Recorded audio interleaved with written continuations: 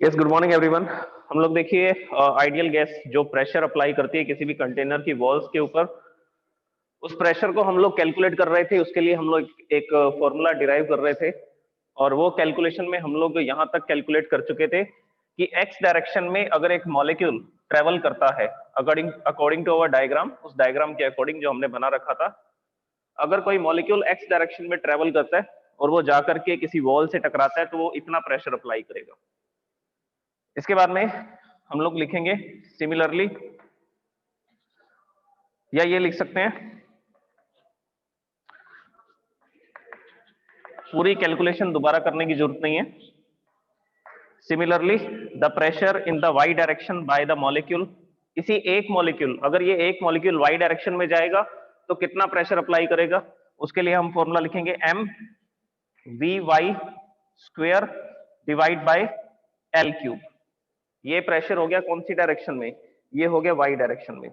और this is the mass of the molecule, वो उस मॉलिक्यूल का मास है m, और v y is the velocity in the y direction, v y is the velocity of the molecule in the y direction, and l cube is the volume of the container, l cube is the volume of the container.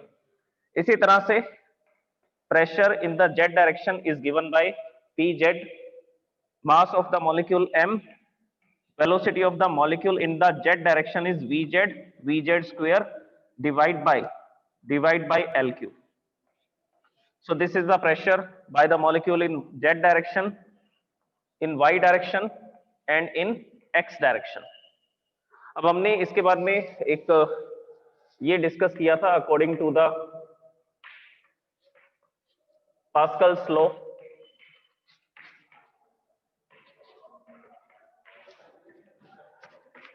the pressure exerted by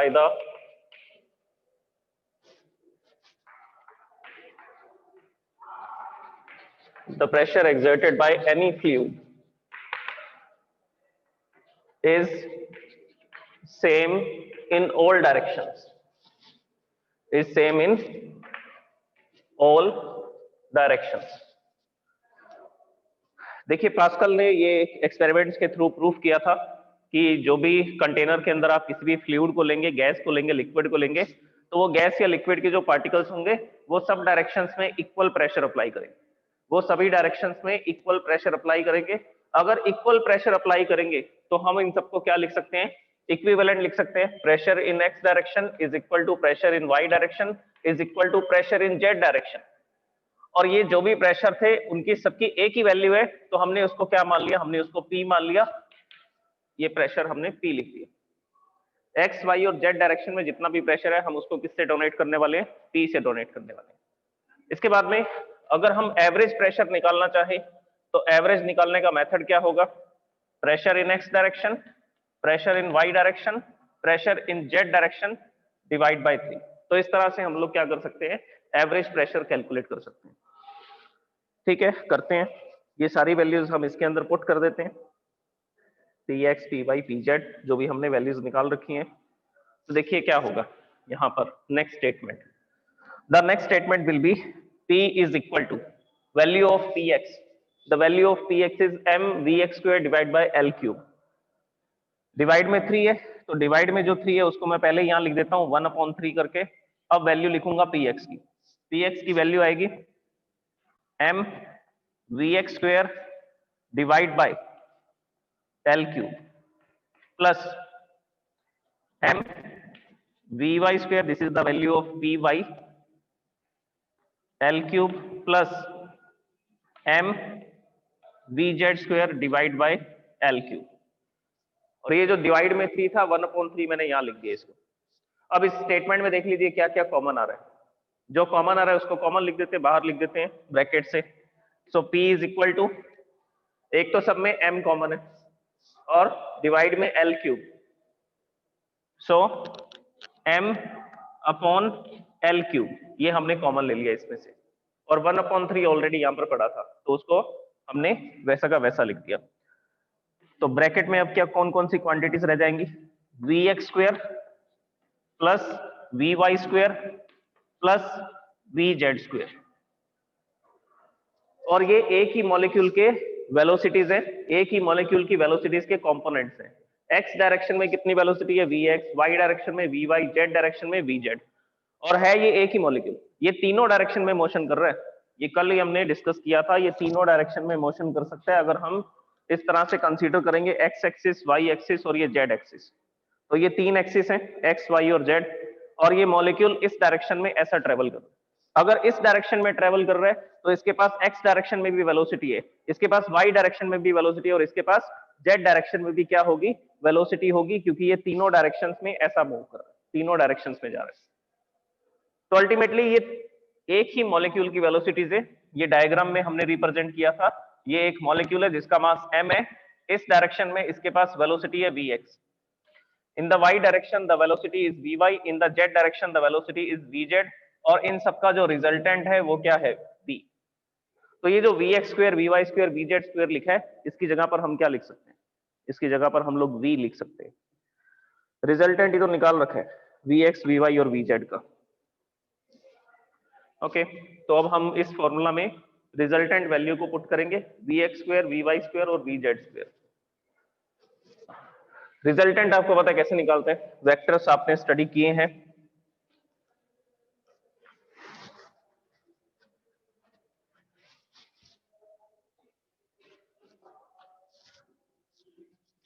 the resultant of, देखिए resultant निकालने का क्या method होता है, v is equal to under root, magnitude इस तरह से निकाला जाता है vx square plus vy square plus vz square, ये बनेगा।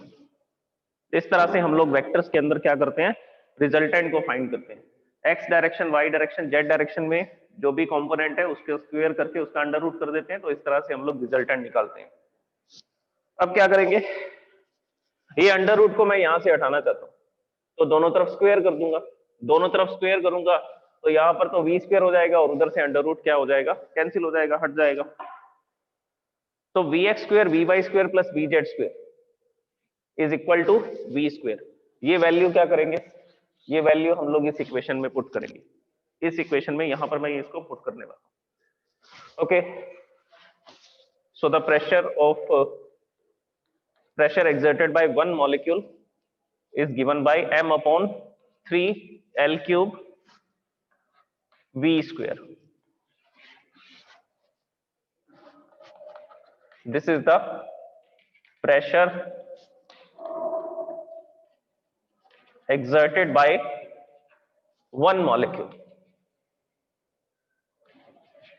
ये एक मॉलिक्यूल का प्रेशर है, और हमने क्या कंसीडर किया था कि हम जो भी कंटेनर ले रहे हैं L क्यूब वॉल्यूम का, जिसकी लेंथ, ब्रेथ और हाइट L है, उसमें कितने मॉलिक्यूल्स थे, कैपिटल N मॉलिक्यूल्स। तो कैपिटल N मॉलिक्यूल्स अगर अलग अलग डायरेक्शन में दौड़ रहे हैं, चल रहे हैं, मूवमेंट कर रहे हैं, तो उस समय पर वो प्रेशर अप्लाई करेंगे, और उस प्रेशर के फॉर्मूला में क्या चीजें कांस्टेंट रहेंगी, तो आंसर है मास ऑफ द मॉलिक्यूल। अगर हमने एक ही गैस ले रखी है कंटेनर के अंदर, तो सारे जो भी पार्टिकल्स होंगे, जो भी मॉलिक्यूल्स होंगे, उन सबका मास सेम होगा। अगर मैंने हाइड्रोजन गैस को लेकर के एक्सपेरिमेंट किया है, तो उसमें सारे मॉलिक्यूल्स हाइड्रोजन के होंगे, हाइड्रोजन गैस के होंगे, और हाइड्रोजन गैस का मास 2 यूनिट है, तो सारे मॉलिक्यूल्स का मास 2 यूनिट होगा, तो ये कांस्टेंट रहेगा। L क्यूब कंटेनर की वॉल्यूम, कंटेनर की जो वॉल्यूम है L क्यूब, वो भी कांस्टेंट रहेगी। क्या चेंज होंगी, वेलोसिटीज। कोई एक मॉलिक्यूल इस डायरेक्शन में जा रहा है v1 वेलोसिटी से, कोई दूसरा मॉलिक्यूल अलग डायरेक्शन में जा रहा है v2 वेलोसिटी से, तो ये 3 डायमेंशनल मोशन कर रहे हैं, अलग अलग डायरेक्शन में मूवमेंट्स कर रहे हैं, और सब मॉलिक्यूल्स की जो वेलोसिटीज होंगी वो v1, v2, v3 dash dash dash vn, इस तरह से इसको लिखना पड़ेगा। तो यहां तक हमने अभी क्या फाइंड किया है, एक मॉलिक्यूल इतना प्रेशर एक्सर्ट करता है कंटेनर की वॉल पे। Now if n molecules are in the container and moving with velocities v1, v2, v3, V1, V2, V3 dash dash dash Vn। Capital N लिखना पड़ेगा इसको, क्योंकि लास्ट मॉलिक्यूल nth मॉलिक्यूल होगा, n molecules हैं तो इसको Vn लिखेंगे। तो ये डिफरेंट डिफरेंट वेलोसिटीज हैं इन पार्टिकल्स की, V1, V2, V3 dash dash dash Vn। Okay, तो इसके बाद में हम लोग इस फॉर्मूला को यूज करते हैं। ये एक मॉलिक्यूल के लिए था और इन सभी मॉलिक्यूल्स के लिए लिखना है, तो सबकी वेलोसिटीज इसमें क्या कर देंगे, पुट कर देंगे।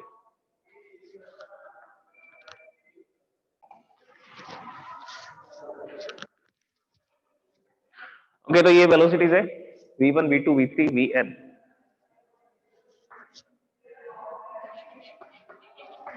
Now the pressure exerted by these molecules। अब ये कितना प्रेशर एक्सर्ट कर रहे हैं वो हम लोग इसी फॉर्मूला से लिख सकते हैं, P इज इक्वल टू, देखिए मास सबका सेम है m, अगर आप ब्रैकेट ओपन कर भी देंगे तो भी सेम क्वांटिटी आएगी, सॉल्यूशन में कोई चेंज नहीं होगा। The velocity of molecule first v1 square, दूसरे मॉलिक्यूल की वेलोसिटी है v2 स्क्वायर, तीसरे मॉलिक्यूल की वेलोसिटी है v3 square plus dash dash dash, nth molecule की वेलोसिटी है vn स्क्वायर।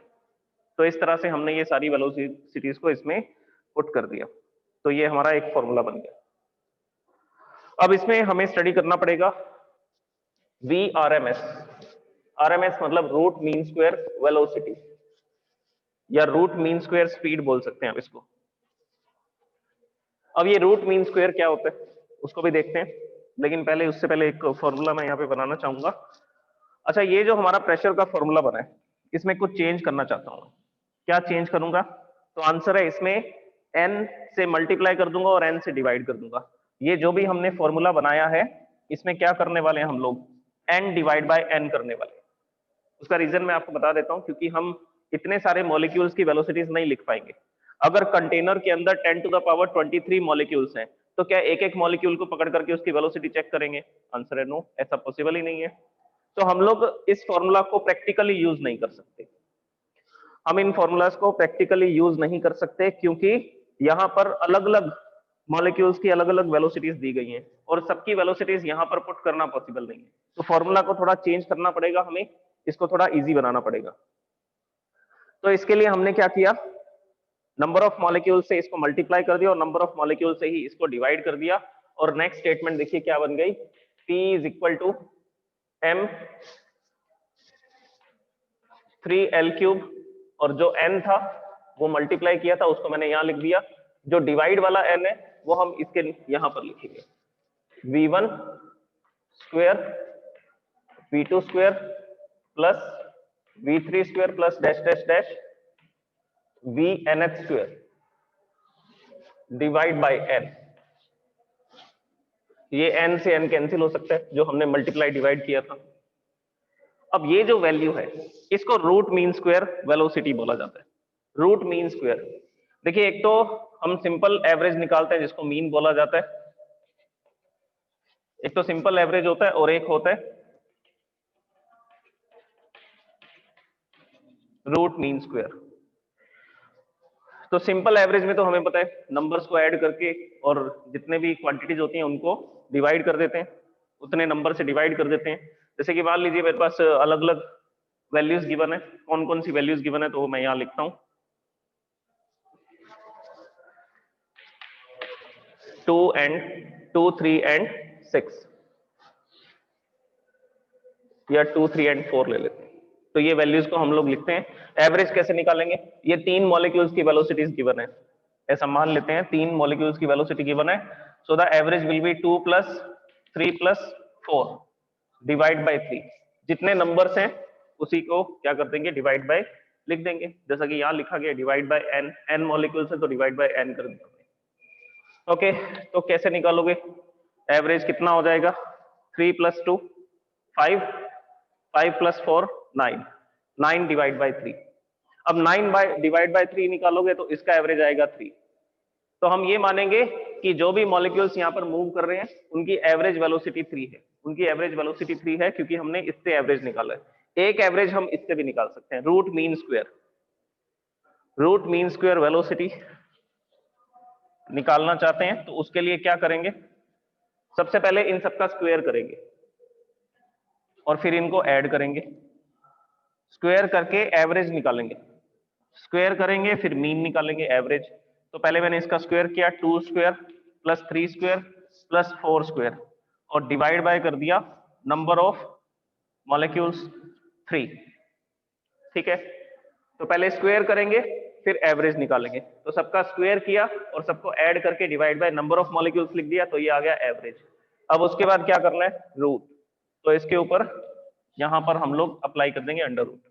अब इसको सॉल्व करेंगे तो एवरेज की जो वैल्यू है वो ज्यादा एक्यूरेट आएगी, 2 स्क्वायर 4 9 एंड 16 डिवाइड बाय 3। अब इसको ऐड कर लीजिए, कितना हो गया देखिए, 16 प्लस 4 20, 29/3, तो ये आ गया 29/3। अब इसको सॉल्व करेंगे, 29/3 को पॉइंट्स में कुछ वैल्यू आएगी, यहां पर मैं इसको लिखता हूं, इसको शॉर्ट में लिख देते हैं, पूरा लिखने की बजाय हम लोग इसको ऐसा लिख देते हैं, RMS velocity, root mean square velocity. Okay, तो ये आ गया 29/3। इसको सॉल्व कर लेते हैं, इट विल बी, पॉइंट्स में वैल्यू आएगी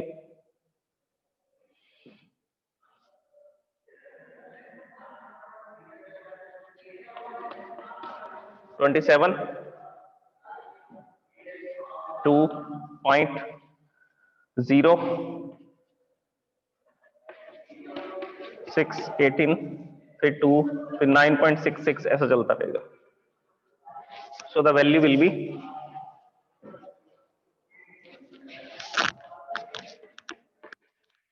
अंडर रूट 9.66। इसको सॉल्व करेंगे तो 3 पॉइंट समथिंग कुछ वैल्यू आएगी, और ये जो वैल्यू आएगी इसको हम लोग अभी कैलकुलेट कर लेते हैं। ओके, देखिए इस तरह से हमने डिवाइड मेथड करके इसके सॉल्यूशन को सॉल्व, ये जो इसका अंडर रूट है इसको फाइंड किया, अंडर रूट को फाइंड करके हमने ये निकाला कि इसका जो आंसर है वो 3.1 इसके आसपास आएगा, 3.12 के आसपास आएगा। ओके, तो एक एवरेज तो हम इस तरह से निकालते हैं, जैसे 3 वेलोसिटीज गिवन थी 2 3 एंड 4, उसका एवरेज निकाला तो एवरेज 3 आ रहा था। एक हमने रूट मीन स्क्वायर वेलोसिटी निकाला, सबसे पहले इन सबका स्क्वायर किया फिर इनका एवरेज निकाला, एवरेज निकालने के लिए सबको ऐड कर देंगे और divide by number of molecules लिख लेंगे, तो ये हमने इसका रूट मीन स्क्वायर, ये मीन स्क्वायर एवरेज निकाला और लास्ट में अंडर रूट कर दिया। सो इट इज आरएमएस वेलोसिटी। अब इसके बेसिस पर हमने सॉल्व किया तो एवरेज वेलोसिटी आ रही है 3.12। तो ज्यादा एक्यूरेट आंसर किस में आता है, आरएमएस वेलोसिटी, आरएमएस में आएगा, रूट मीन स्क्वायर के अंदर आएगा। तो फिजिक्स में क्या होता है या मैथमेटिक्स में हमारे पास एवरेज निकालने के अलग अलग मेथड्स होते हैं, तो यहां पर कौन से वाला मेथड यूज कर रहे हैं, RMS, root mean square velocity. Okay, तो अब आप इसका फॉर्मूला समझ गए हैं, क्या करना है, सबकी वेलोसिटीज का स्क्वायर करना है फिर सबको ऐड करना है, divide by number of molecules लिखना है। तो यहां पर भी तो यही लिखा हुआ है, इस इक्वेशन के अंदर भी तो यही लिखा गया है। देखिए सबकी वेलोसिटीज का स्क्वायर किया गया और सबको ऐड किया गया, डिवाइड बाय लिखा गया नंबर ऑफ मॉलिक्यूल्स। बस यहां पर क्या नहीं लगा हुआ, अंडर रूट नहीं लगा हुआ, क्योंकि इस तरफ क्या लिखा जाएगा, क्योंकि ये जो VRMS है इसका हम लोग क्या कर देंगे, स्क्वायर कर देंगे। अगर मैं इस स्क्वायर को यहां से हटा दूंगा तो इस तरफ क्या आ जाएगा, इस तरफ अंडर रूट आ जाएगा। तो बस हमने क्या किया, ये अंडर रूट हटा करके इस तरफ स्क्वायर लिख दिया, ये स्टेटमेंट में चेंज होगा। तो मैं इसको यहां पर लिखता हूं,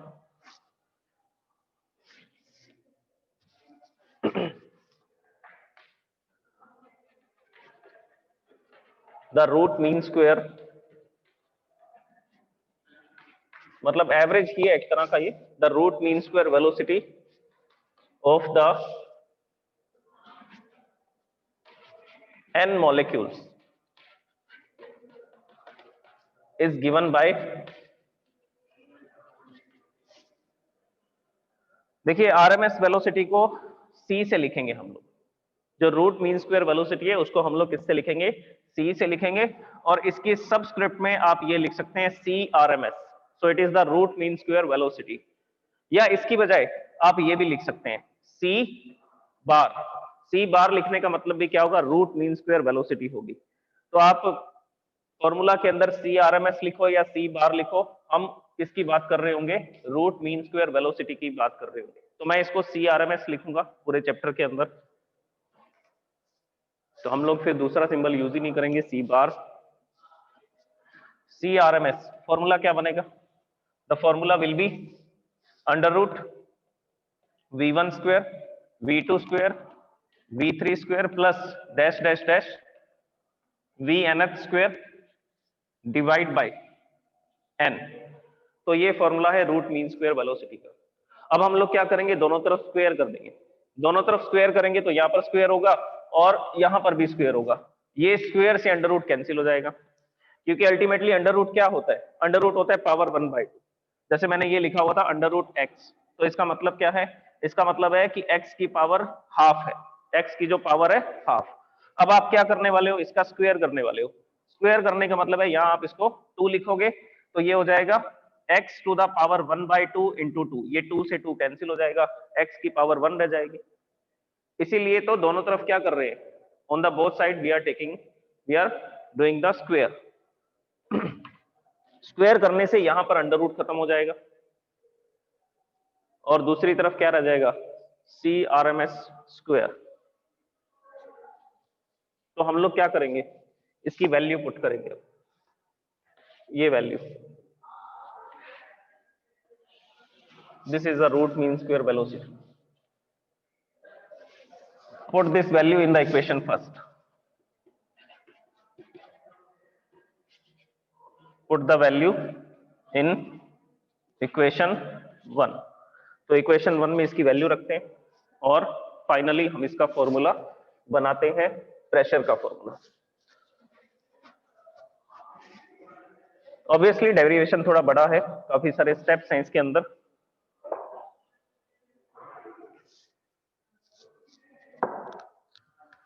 तो वैल्यू पुट कर दीजिए अब आरएमएस की। So the pressure is equal to, क्या क्या गिवन था उसमें, m into n divide by 3l cube, divide by 3l cube. Okay, और इस पूरे की जगह पर क्या लिख सकते हैं, C R M S square. तो मैंने यहां पर इस पूरे की जगह पर लिख दिया C R M S square. अब आप देख लीजिए प्रेशर किस पे डिपेंड करता है, मॉलिक्यूल का मास कांस्टेंट, मॉलिक्यूल्स का नंबर कांस्टेंट, 3l क्यूब ये भी कांस्टेंट। तो प्रेशर सिर्फ किस पे डिपेंड करेगा, root mean square value of the velocity of, मतलब root mean square velocity of the molecules, मतलब एवरेज वेलोसिटी पे डिपेंड करेगा कि मॉलिक्यूल्स की एवरेज वेलोसिटी कितनी चल रही है, रूट मीन स्क्वायर वेलोसिटी कितनी है, उस पे डिपेंड करेगा प्रेशर। तो ये हमारा फॉर्मूला। अब इस फॉर्मूला को इस तरह से यूज कर सकते हैं या हमारे पास कुछ और भी तरीके हैं। इसको मैं इक्वेशन 1 लिखता हूं, उसको हम लोग हटा देते हैं, इसको हम लोग लिख देते हैं A. Put the value in equation A. Okay, ये हो गया, इसमें वैल्यू पुट कर दी हमने। अब इन फॉर्मूलाज को चेंज कैसे करेंगे, m into n. m into n क्या होगा, एक मॉलिक्यूल का मास है m और मॉलिक्यूल्स है कितने, कैपिटल N। तो टोटल मास कितना हो जाएगा, सब्सटेंस का मास कितना हो जाएगा। आप सुनिए, एक एग्जांपल मैं आपको देता हूं, उस एग्जांपल से आप ये कंसीडरेशन कर पाएंगे, ये समझ पाएंगे।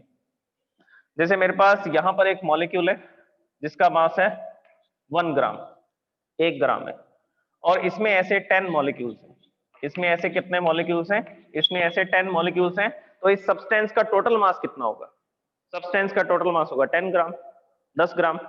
एक मॉलिक्यूल का मास 1 ग्राम है और नंबर ऑफ मॉलिक्यूल्स कितने हैं, 10। तो टोटल सब्सटेंस का मास कितना हो जाएगा, 10 ग्राम हो जाएगा। कैसे निकाला, 1 इंटू 10 कर दिया, एक मॉलिक्यूल का मास multiply by number of molecules. तो यहां पर भी तो यही किया गया, यहां पर भी तो यही लिखा गया, एक मॉलिक्यूल का मास और मल्टीप्लाई में क्या लिखा गया, नंबर ऑफ मॉलिक्यूल्स। तो इस फॉर्मूला में हम लोग वैल्यू पुट करेंगे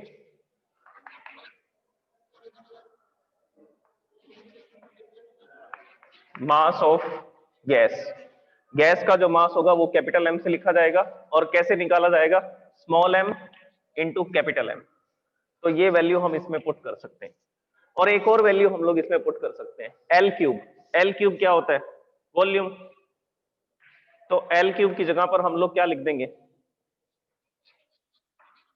the volume V is equal to L cube. तो ये दोनों वैल्यूज इसमें पुट कर दीजिए। तो इसमें पुट करेंगे तो फॉर्मूला बनेगा P is equal to M into N, इसको लिखेंगे कैपिटल M, डिवाइड बाय 3 है तो मैं अलग से लिख देता हूं 1/3। ये जो M इंटू एन है इसको लिखा गया मास ऑफ द सब्सटेंस, और एल क्यूब को क्या लिख दिया? एल क्यूब को लिख दिया वॉल्यूम, और मल्टीप्लाई में क्या था? CRMS square. तो ये भी प्रेशर का फॉर्मूला है। इस प्रेशर के फॉर्मूला को ऐसा भी लिख सकते हैं, अगर क्वेश्चन में एक मॉलिक्यूल का मास बता रखा है और नंबर ऑफ मॉलिक्यूल्स आपको गिवन है, तो उस केस में ये फॉर्मूला यूज कर लेंगे। अदरवाइज हम ये वाला फॉर्मूला यूज करेंगे जिसमें आपको डायरेक्ट सब्सटेंस का मास बता रखा हो कि 10 ग्राम ऑक्सीजन गैस ली जा रही है और 1 मीटर क्यूब वॉल्यूम में ली जा रही है। तो डायरेक्ट आपको मास और वॉल्यूम गिवन है, तो उस केस में हम प्रेशर का ये वाला फॉर्मूला यूज करेंगे, इस फॉर्मूला को यूज करेंगे। अब इस फॉर्मूला को और चेंज करते हैं।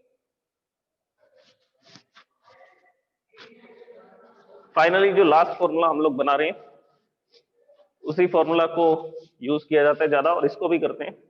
जो सेकंड फॉर्मूला हमने बनाया, ये फर्स्ट फॉर्मूला, ये सेकंड, इसी को चेंज कर रहे हैं बस। मास अपॉन वॉल्यूम, इसको क्या लिख सकते हैं? डेंसिटी।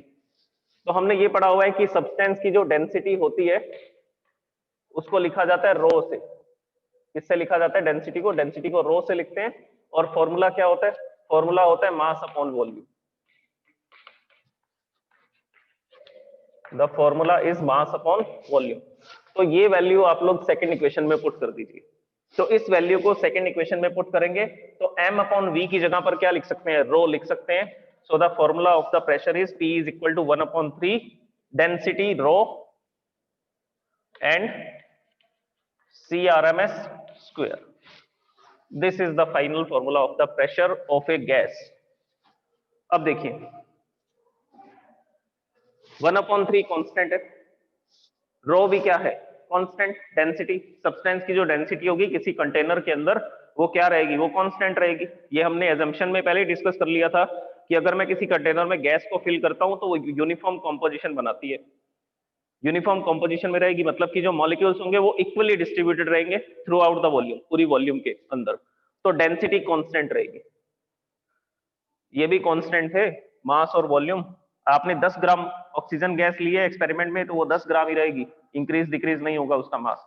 वॉल्यूम, आपने कंटेनर की वॉल्यूम 1 मीटर क्यूब ले रखी थी तो वो 1 मीटर क्यूब भी चेंज नहीं होगा, तो ये भी कांस्टेंट था। तो इसी की बेस पर तो हमने इसको लिखा था डेंसिटी को। अगर मास और वॉल्यूम कांस्टेंट है तो डेंसिटी भी कांस्टेंट होगी। ओके, तो ये दोनों चीजें कांस्टेंट है। प्रेशर किस पे डिपेंड करता है? Pressure is directly proportionate to the CRMS square, और you can say that square of the root mean square velocity of the molecules. तो प्रेशर किस पे डिपेंड करता है? मॉलिक्यूल्स की वेलोसिटी पे डिपेंड करता है कि मॉलिक्यूल्स की एवरेज वेलोसिटी क्या है, रूट मीन स्क्वायर वेलोसिटी क्या है, कितनी वेलोसिटी से वो मूव कर रहे हैं। अब मॉलिक्यूल जितना फास्ट चलेगा प्रेशर उतना ही ज्यादा अप्लाई करेगा कंटेनर के वॉल्स पे। Okay, so this is the final formula of the pressure, और इसी के बेसिस पर हम इस चैप्टर के अंदर अब आगे के फॉर्मूलास को क्या करेंगे? डिराइव करेंगे। बस, तो यहां से समझ आता है this is the kinetic theory of gases. इसमें यह समझ आ रहा है कि प्रेशर भी किस पे डिपेंड करता है? मॉलिक्यूल्स की रूट मीन स्क्वायर वेलोसिटी पे ही डिपेंड करता है। अगर वेलोसिटी डबल हो जाएगी तो प्रेशर 4 गुना बढ़ जाएगा, because it is square of the CRMS। यहां पर स्क्वायर है इसका। अगर इस क्वांटिटी को आप डबल करोगे तो प्रेशर कितने टाइम्स इंक्रीज हो जाएगा? प्रेशर 4 टाइम्स इंक्रीज हो जाएगा। अगर आप मॉलिक्यूल की वेलोसिटी को 3 टाइम्स कर दोगे, 3 गुना बढ़ा दोगे, तो उस समय पर प्रेशर 9 टाइम्स इंक्रीज हो जाएगा। इसको डबल करोगे तो ये 4 गुना इंक्रीज हो जाएगा, 4 टाइम्स बढ़ जाएगा। इसको 3 टाइम्स करोगे तो प्रेशर 9 टाइम्स इंक्रीज हो जाएगा। So this is the relation between the root mean square velocity and the pressure of the gas.